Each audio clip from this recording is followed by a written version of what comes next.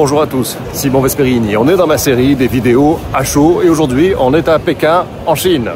Alors évidemment, cette série de vidéos n'a jamais pour prétention de vous dire que voilà, je vais te présenter la ville, je vais te montrer le pays, je connais bien. Non, c'est exactement l'inverse. C'est-à-dire que le mec qui a passé 5 ans là, il dira des choses différentes de moi. Mais moi, ce que je te dis, c'est ce que tu vas te prendre dans la gueule en arrivant. Les trucs qui vont te choquer en arrivant, c'est la réaction à chaud.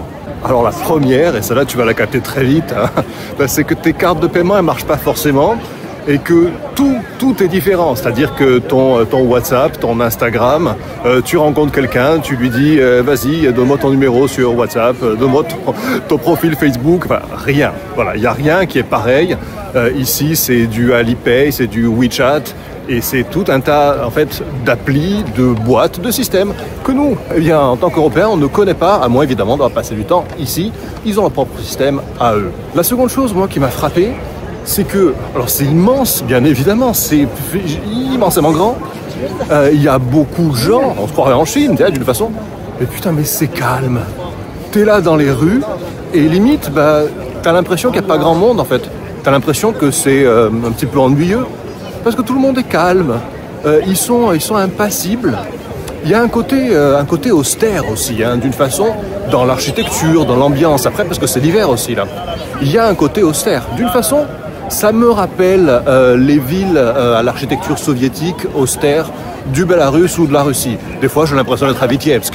Des fois, j'ai l'impression d'être dans des villes secondaires, on va dire, de Russie. Pas les Moscou-Saint-Pétersbourg, des villes, des grosses villes, mais des villes secondaires de Russie. Il y a le côté soviétique de l'architecture et le côté assez austère. Les gens sont assez froids, mais ça ne veut pas dire qu'ils ne sont pas sympas. Hein. Du moment qu'on open avec eux, qu'on commence à discuter, ils sont sympas, ils sont souriants, ils sont même très prompts à aider.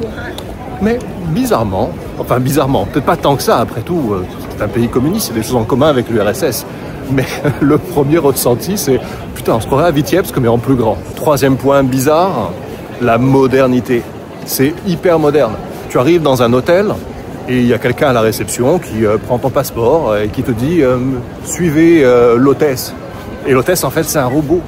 Et il y a un robot qui te parle, en chinois souvent, hein, en chinois. Mais il y a un robot qui te parle et il t'amène à ta chambre et il te dit des trucs. Des fois en anglais aussi.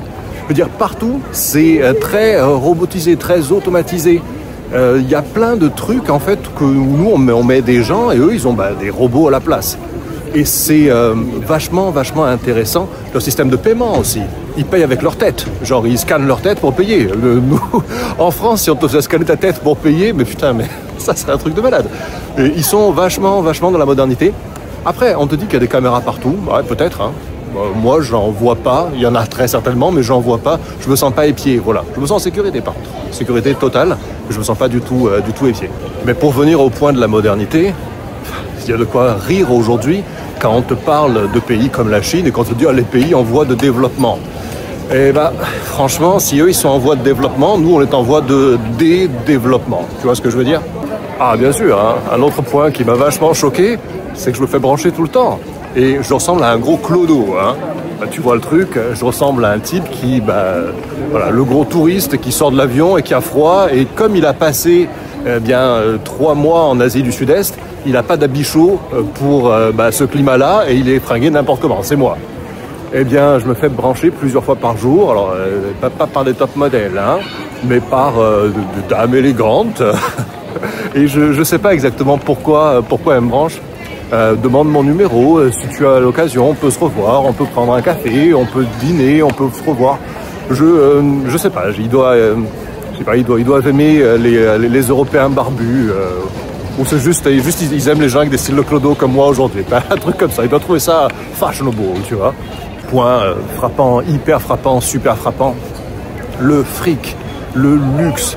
Tu en veux des magasins Cartier, des magasins Rolex, des Burberry, tu as toutes les marques de luxe. Et c'est pas comme en France en fait, parce qu'en France, quand tu vas dans un magasin de luxe sur les Champs-Élysées par exemple, il n'y a que des Chinois dedans, il n'y a pas trop de Français. Ici, tu vois, il n'y a que des Chinois dedans. Non, c'est impressionnant comme ça respire en fait l'opulence, l'argent, le business, la réussite financière. Alors après, bien sûr, hein, vous me ferez remarquer en commentaire que c'est parce que je suis dans le centre de Pékin, et pas dans les petites campagnes isolées et reculées, bien sûr, mais voilà, je vais pas y aller, j'y serai jamais dans les petites campagnes isolées et reculées, je sais pas. J'imagine bien que c'est pas pareil. Mais là, je vous parle de ce que je vois, de ce que je ressens ici, à chaud. En tout cas, on comprend en fait pourquoi les États-Unis se méfient de la Chine et pourquoi la Russie en fait son allié. En fait, d'un point de vue européen, hein, j'ai l'impression que ça fait quand même un meilleur allié que l'Ukraine ou genre les pays baltes, tu vois, la Lettonie. J'ai l'impression que ça fait un allié plus utile potentiellement, mais c'est un autre débat.